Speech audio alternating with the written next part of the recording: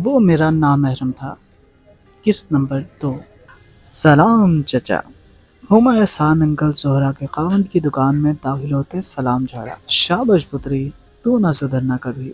1000 बार कहा है सलामती पूरी भेजा कर। बस बस चचा, आज मेरा मूड अच्छा है, आज ना नसीहत करियो। हाँ, पहले कब तू नसीहत लेती है, चलिए कहीं की।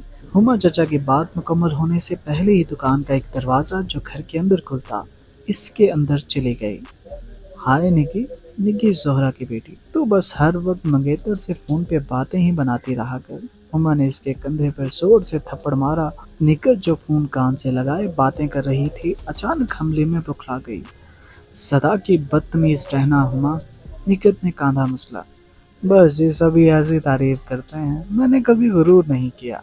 सुना खाला कैसी हो, आज तो ये पूरा 1 घंटा घर पे निकाल ली, हमारी याद ना आई तुझे। हुमा जोहरा बेगम को कमरे में आता देख के इनके पीछे हुई।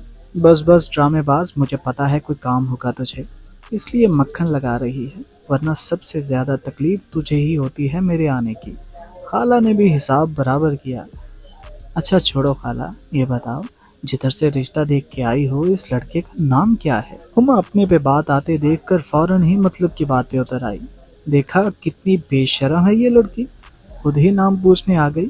हया नामी कोई चीज है तुझ में। एक मेरी बेटी है कि 6 माह हो गए मंगनी को, मजाल है कभी मंगेतर का जिक्र भी किया हो।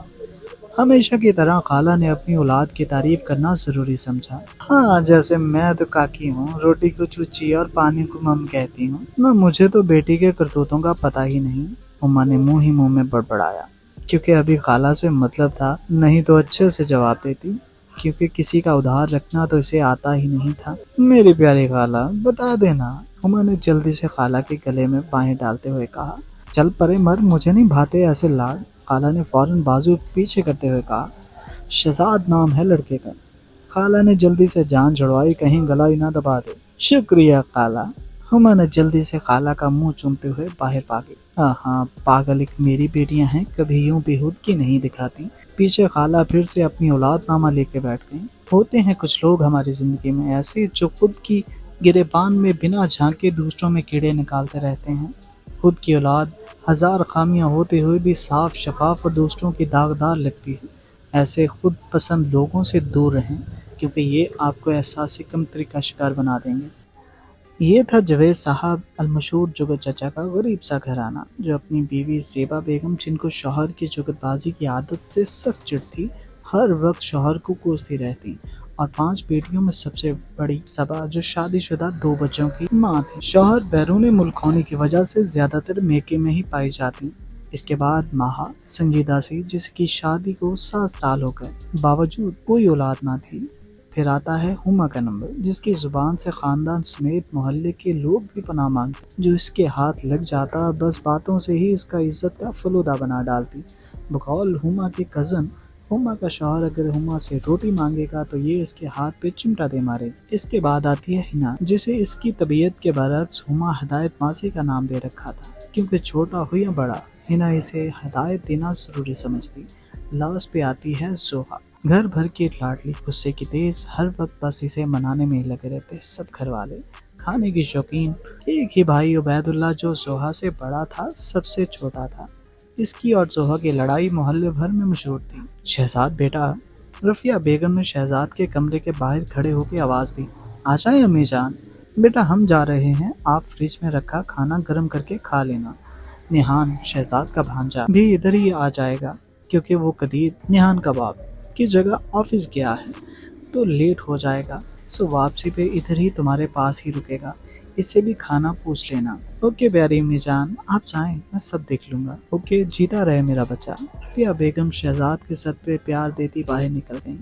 आज शहजाद की मंगनी थी, सब घर वाले इसके ससुराल रस्म अदा करने गए थे। इनके जाते ही शहजाद फिर से तकिए के नीचे रखी तस्वीर निकाल के देखने लगा, जो कि आजकल इसका फेवरेट काम था। हाय बड़ी। जीशान ऑफिस का दरवाज़ा खोलता अंदर दाखिल हुआ, जहां सामने ऑफिस की चेयर पे टेबल पे टांगे रखे, मुसलसल पांव हिलाते नहायत खूबसूरत लड़का, वाइट शर्ट जिसकी ऊपर वाले 2 बटन खुले थे, ढीली टाई, कफ कोहनियों तक फोल्ड किए, कलाई पे महंगी घड़ी, साथ में रॉयल ब्लू पैंट में पहने, ब्राउन बाल माथे पे बिखरे हुए, न्यू मॉडल का आईफोन कान से लगाए, हंस हंस के बातें कर रहा था। ज़ीशान को देख बाद में फ़ोन करने का कहकर फ़ोन टेबल पर रखते हुए आगे बढ़ा, इसे गले लगा लिया। कैसा है? हाँ मैं ठीक। डैड कॉफ़ी पिएगा या कुछ स्पेशल? एक आंख को दबाकर ज़ीशान से पूछा। ना ना यार, तू बाप के ऑफिस में बैठा है, यहाँ ना स्पेशल नसीब हुई। ज़ीशान ने उंगली से इशारा करते हुए कहा। तो चल बाहर चल के एंजॉय कर लेते हैं, यहाँ कौन सा मैं मजदूरी करने आया हूँ। वो जल्दी से खड़ा हुआ, चेयर से कोट उठाया और बाहर को बढ़ा। चल यार। ज़ीशान भी जल्दी से पीछे निकला। आज तूने ऑफिस को कैसे शर्फ बख्शा? ज़ीशान ने गार्ड में बैठते हुए पूछा। बस यार आज मामू की मंगनी है तो डैड उधर गए हैं। मुझे सख्त ऑर्डर मिले हैं, ऑफिस में चक्कर लगाने आ गया, ऑफिस की हालत बिगाड़ने, इसने कहका लगा के बताया। अच्छा तेरे मामू की मंगनी हो रही है? ज़ीशान ने हैरत से पूछा। हाँ यार छोटे मामू हैं सबसे। देख अब टाइम तो हमारा है मगर अभी वो खुद ही मंगनियां करा रहे हैं। मामू के जिक्र पे हमेशा की तरह चेहरे पे बेजार की थी, क्योंकि इसे अपने छोटे मामू को कुछ खास पसंद ना थे, वजह इनका बुरे कामों से दूर रहने की तलकीन करना। ये हमारे माशरे का कड़वा सच है कि हर अच्छी नसीहत करने वाला शख्स हमें खुद का दुश्मन लगता है, चाहे वो हमारा बाप या माँ ही क्यों ना हो, और हम उसकी बात पे गौर करने के बजाय दिल में उसके लिए बुग़्ज़ पाल लेते हैं। जारी है।